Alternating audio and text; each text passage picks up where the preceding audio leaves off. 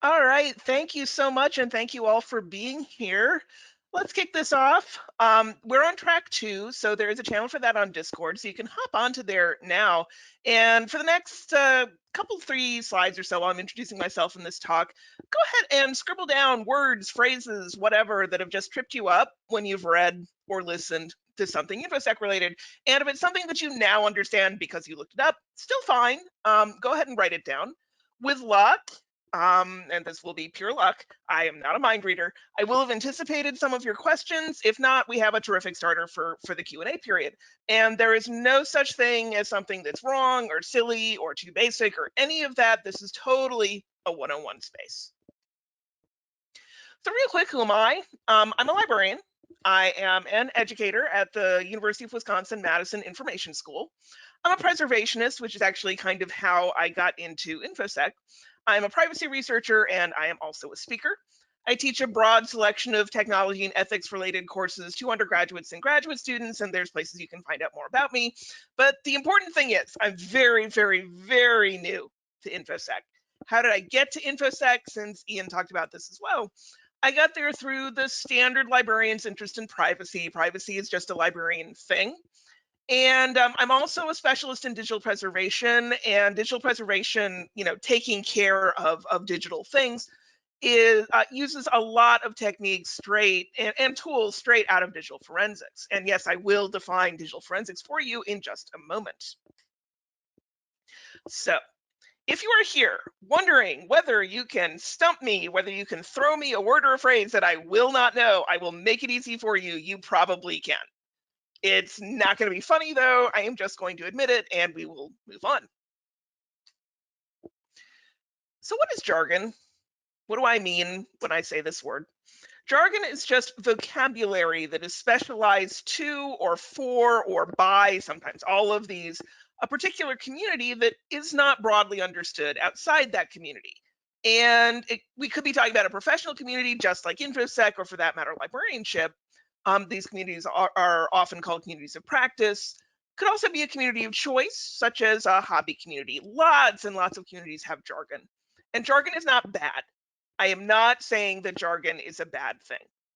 Specialized vocabulary speeds up communication, and once you're used to it, it makes communication more precise. But the reason I put in a proposal for this talk today is that I found that jargon of any kind in any community can be a barrier to new folks. And because Ian mentioned this as well, sometimes this can be intentional, and I'm not a huge fan of that. But even when it's unintentional, it's hard to feel like you belong when you don't speak the language. So information security is full of jargon. There's lots of jargon. My least favorite thing about the jargon is that a lot of it is kind of borrowed from military and intelligence communities, which I don't love, but I live with it. I will not even be able to get through all of the jargon I have picked up as a relative newbie today. I will get as far as I can, 20, 25 minutes, then post my slides, including the slides that I left out of this talk, kill your darlings, as they say. That will be on my speaker deck, and I will post a link to that in the slides channel and in the track 2 channel on Discord as well. I will be around all day on the IntroSecCon Discord, and I'm also on Twitter. It is totally fine to ask me stuff, and it's fine to DM me as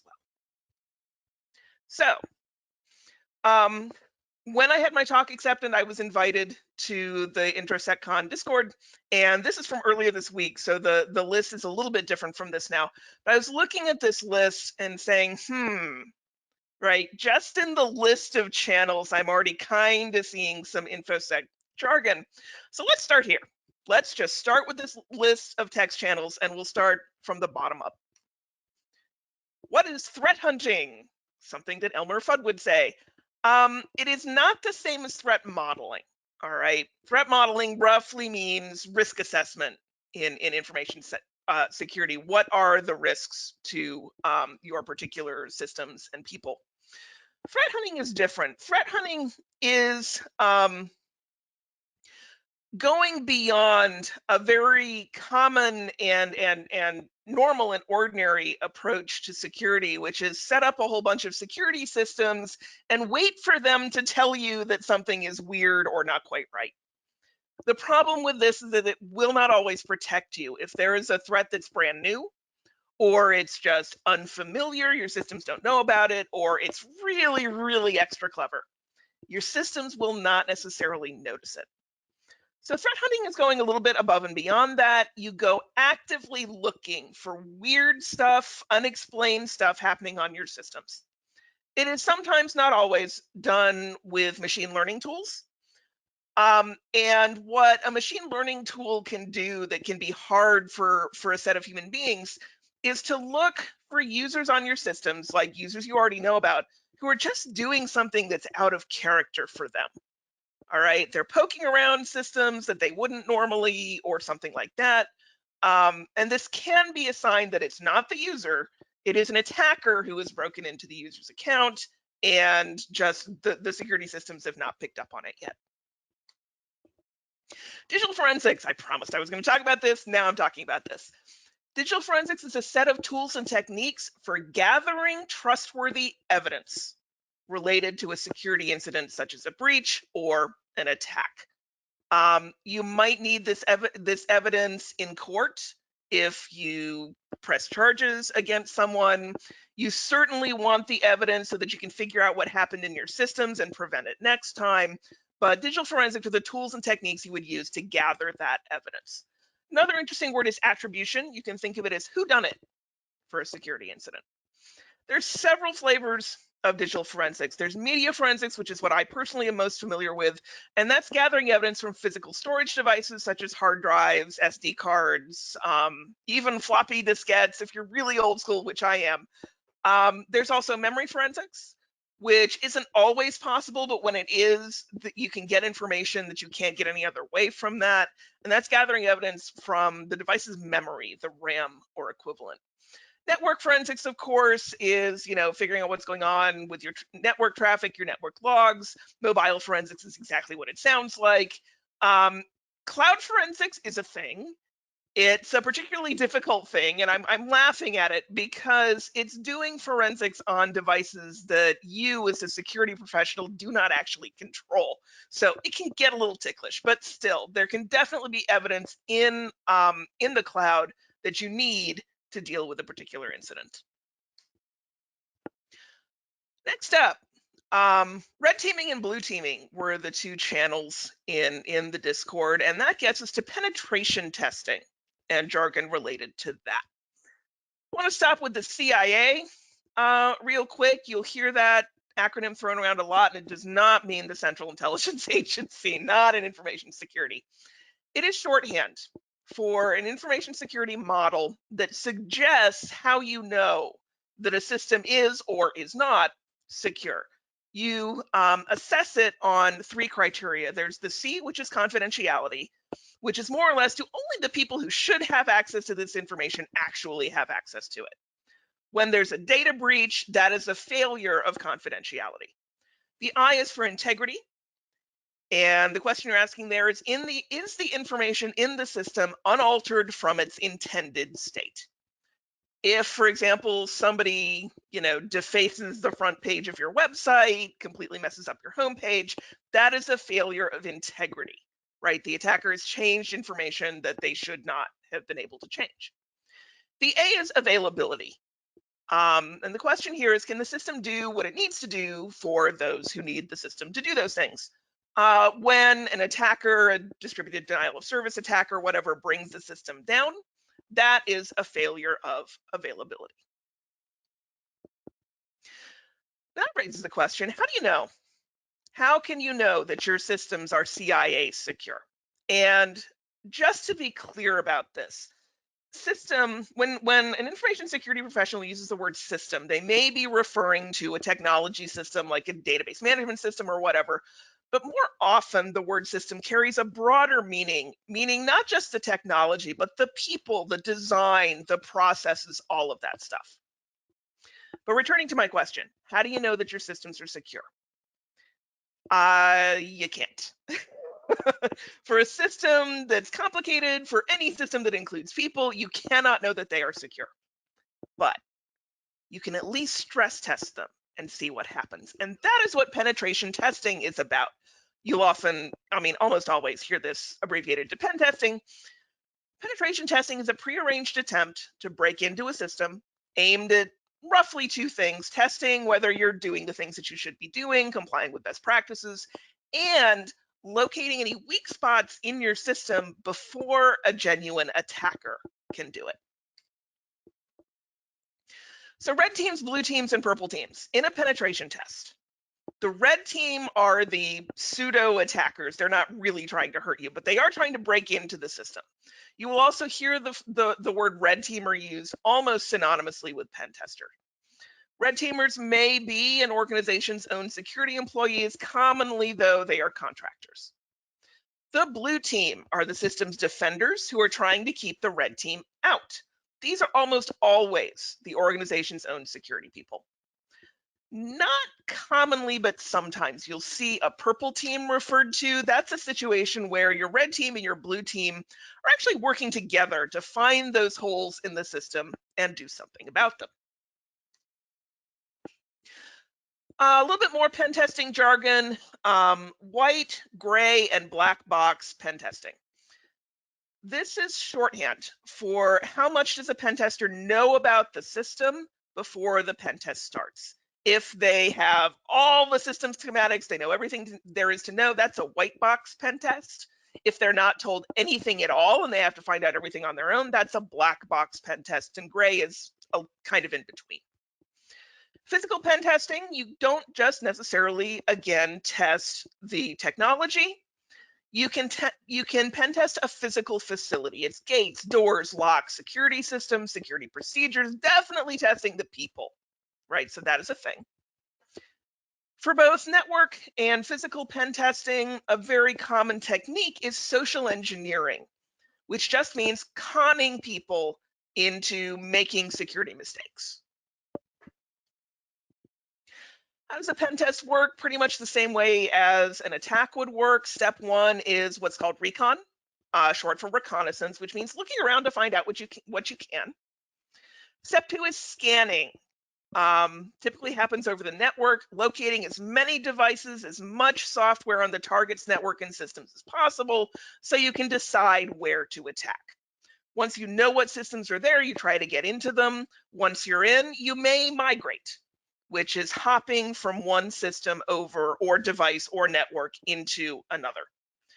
You will very commonly try to what's called escalate your privileges, which means gaining additional power to do things on or to a system. And while you're in, you try to persist yourself, meaning you avoid getting kicked off the system. And you obfuscate yourself, which means hiding your presence from the blue team, the defenders. And finally, if you're good and the blue team can't quite stop you, you get the loot, which is the goal of the pen test. Now, there's a capture the flag event going on today alongside track 1 and track 2. If you don't know what a capture the flag is, it's kind of a pen testing game. Not every capture the flag is set up exactly like a pen test, but a lot of them are. The idea is that you try to accomplish certain pen testing like goals in a system that is deliberately set up to make those goals achievable, if not easy. And it's for practice, right? It's for practicing the techniques that you would normally use, both in attack and defense. All right, moving on to talk about the bad stuff.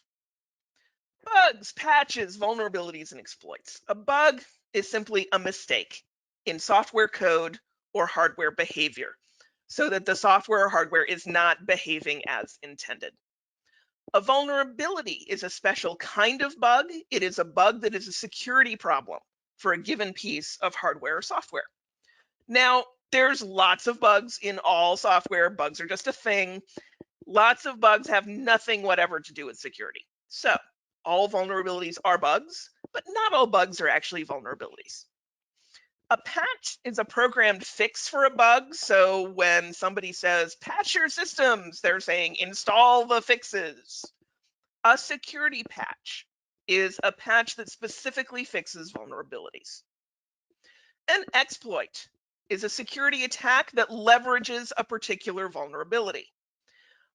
There's a kind of exploit that you'll hear called a 0-day, or if they're spelling it out in full, a 0-day exploit. This is an exploit that is so new that there's no patch for the vulnerability that's being exploited. In fact, for many 0 days, the good folks or the owners of the software may not even know that the vulnerability exists. So 0-day exploits are very, very, very dangerous. So this one actually tripped me up when I was a newbie.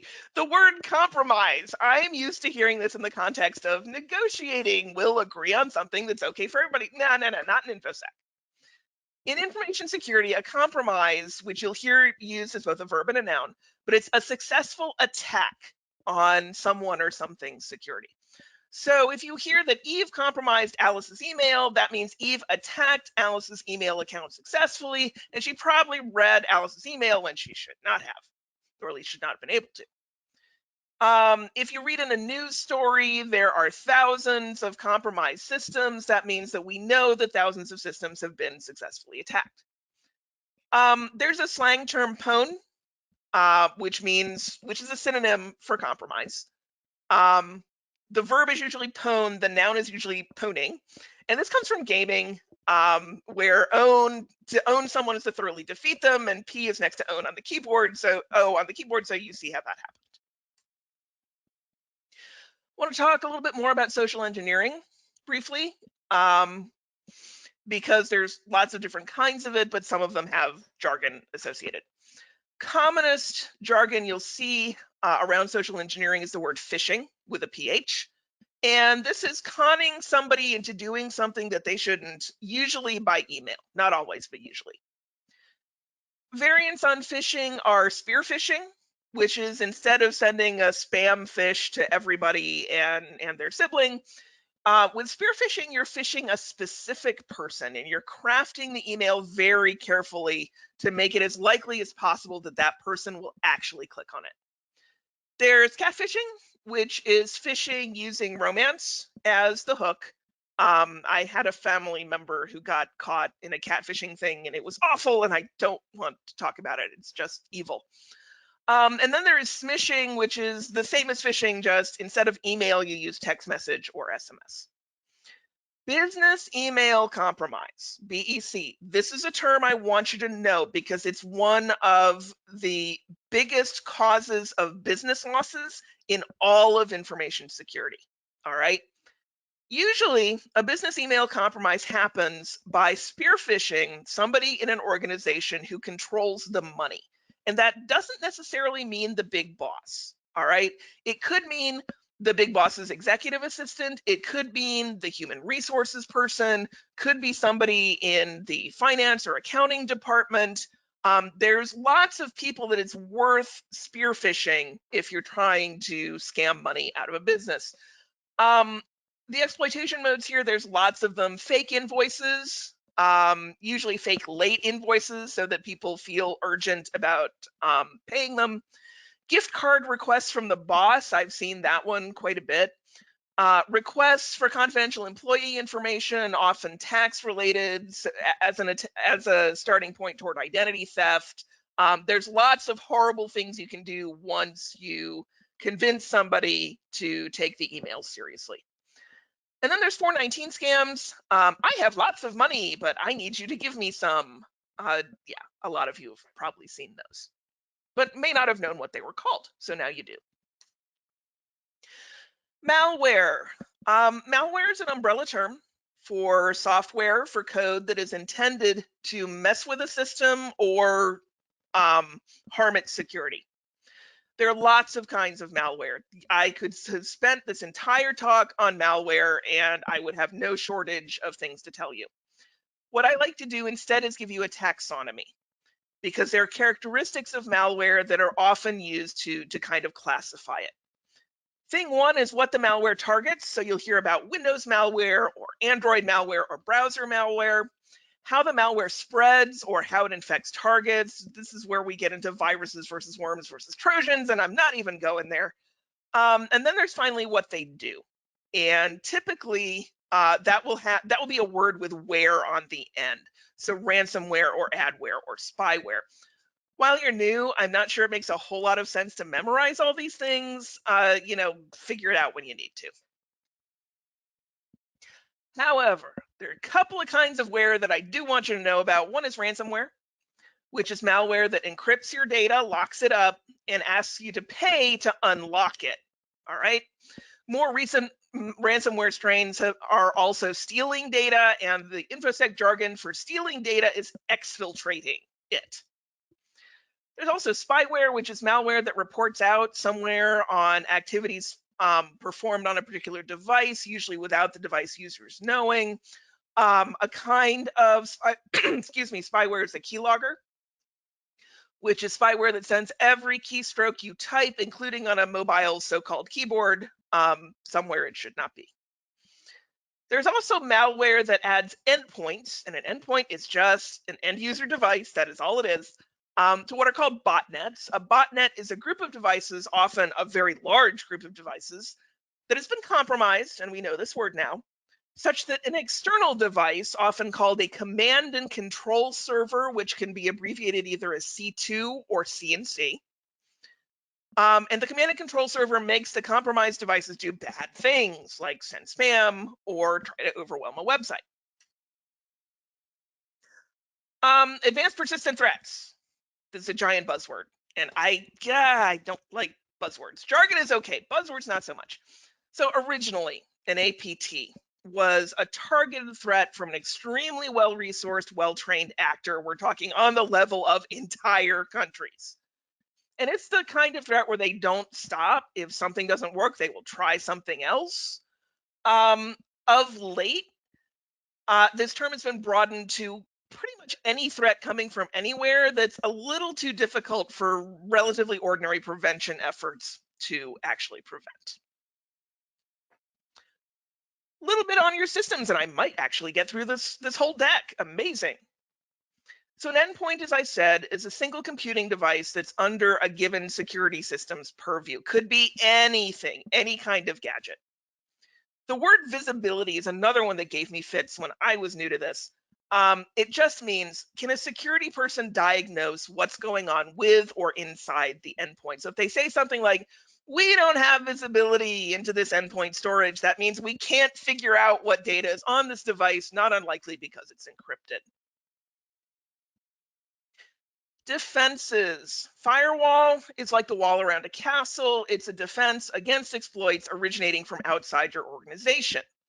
Defense in depth is just, don't just have a firewall. A firewall can't prevent everything.